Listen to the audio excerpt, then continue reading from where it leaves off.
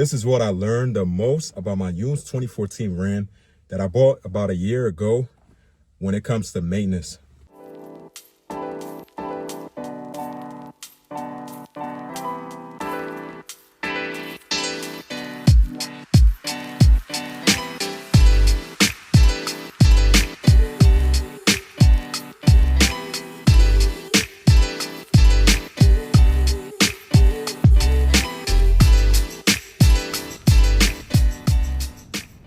Guys, welcome back to another video. Happy Friday. I hope you guys having a wonderful day, wonderful weekend. Christmas, New Year, it's a holiday week, so you guys know how that go. But this is what I want to share with you guys today, what I learned the most in 2025 about my used 2014 Dodge Ram. Before the year, I feel like I should be able to share this with you guys, just so you guys could be able to hopefully this could be able to help, I don't know, help one of you guys or something like that. If you got the same truck as me, and obviously this is came from two third-generation Dodge Ram, and now this is a fourth-generation Ram that I have. So what I really learned the most about this truck this year, when it comes to maintenance,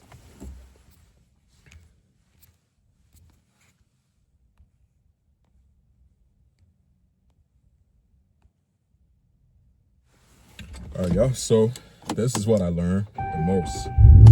Before we get into that, I want to say, obviously, if you are here, copyright, I want to get copyright. If you are here for your first time on the channel, guys, do me a huge favor, hit that like, hit that subscribe button, and help support the channel. I would definitely appreciate it. So these are some of the things that I learned about this truck this year, guys. I will say, coming from a third-generation Dodge Ram to a fourth-generation Dodge Ram, it is a whole different. I know this is not like the newest Ram and stuff like that, but just for me, coming from a third-generation Dodge Ram, what I like, seeing how well this truck drive, and pretty much some of the things that I used to do with my third-generation Ram, you know, I don't have to do no more. That's the whole point of me, you know, going up to like a newer year. I wouldn't say new, but 2014 still not really that far away as you would think. This is what, like a 10-year, 11-year-old truck, I'll say. But so this is what I learned, right? One thing I learned the most about this truck this year, right? Ram in general. I ain't gonna say I ain't just gonna say this truck, but Ram in general, right? I learned this. If you simply just keep up with maintenance and you know, keep up with doing your maintenance and stuff like that, you will be fine. You won't have any kind of major issue and stuff like that. Even because I'm telling you guys this because I'm a guy who daily drive a pickup. I daily drive my truck pretty much every day. The only time, maybe once in a while, I will have it like sitting, like pretty much sitting on the weekends, some weekends and stuff like that. If I don't feel like driving my truck, you know, I'm staying in, I'll just let it park up for like a week, for like the weekend pretty much. But I really would say though, not trying to make this sound any kind of complex to anybody, but if you have one of these trucks, maintenance is the key to anything, any pickup truck, any car you have at the end of the day. Why? Because that's what really prolong your truck or car lifespan at the end of the day. The only time you really, like, anybody that neglect doing maintenance on a truck, car, you're gonna have major issue that's gonna keep piling up on you. So I learned that doing stuff like such as me doing an oil change, not waiting until my oil light or something like that come on, because I know this truck, like these trucks, the 2014 Ram in general, they have where you could be able to look on your dash and check your oil lifespan, how much percentages you have. And normally, me with my truck, I just normally would, because I was doing my oil change by myself during the summertime, so I normally would just like every, probably when it gets like 20%, that's when I would probably go ahead and change out the oil. And I'm currently due for oil change. Right now I have like about 30% left. Let me try to show you guys the filter that I use from on Amazon, this is a legit Mopar filter that I use. This is it. This is all I use. And I use the Mobile One oil. I use Mobile One oil, the high mileage one. That's what I use. I don't use anything. I don't think I ever used any other oil in this truck besides like Mobile One and stuff like that. But I don't know. I'm not gonna say like the brand is. I mean, the brand kind of do play a factor too. You do want to go with like a good, well-known brand, and Mobile One is, I think, one of the ones that, one of the good brands out there, and that's pretty much what I do. I use that, and then use a Mopar filter. Highly recommend, guys. You just simply go with an OEM Mopar filter. Ain't nothing gonna be wrong if you use a different kind of filter, but for me, in my knowledge, I think that the best way is to always go with, especially when it comes to stuff like this, always do OEM. You know, OEM will take you a long way. Want to do don't do a knockoff brand and stuff like that, because your filter is important too for your vehicle. So another thing is that I learned about my truck this year, I would say, is if I have any kind of lights on my dash, could be tire light, could be something simple, I just try to get to that as soon as possible. Because one thing I would say about these trucks, the Ram 1500s in general, when these trucks have like any kind of major issue, like could be a check engine light come on, I've learned that any car, man, well, I would say any car, but speaking for my truck, I've learned that just simply don't try to ignore any kind of lights on your dash.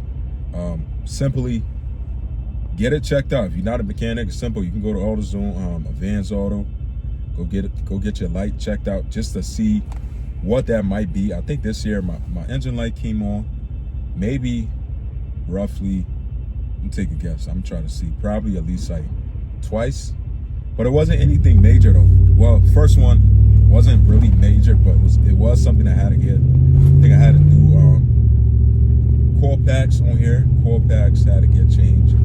I think spark plugs also.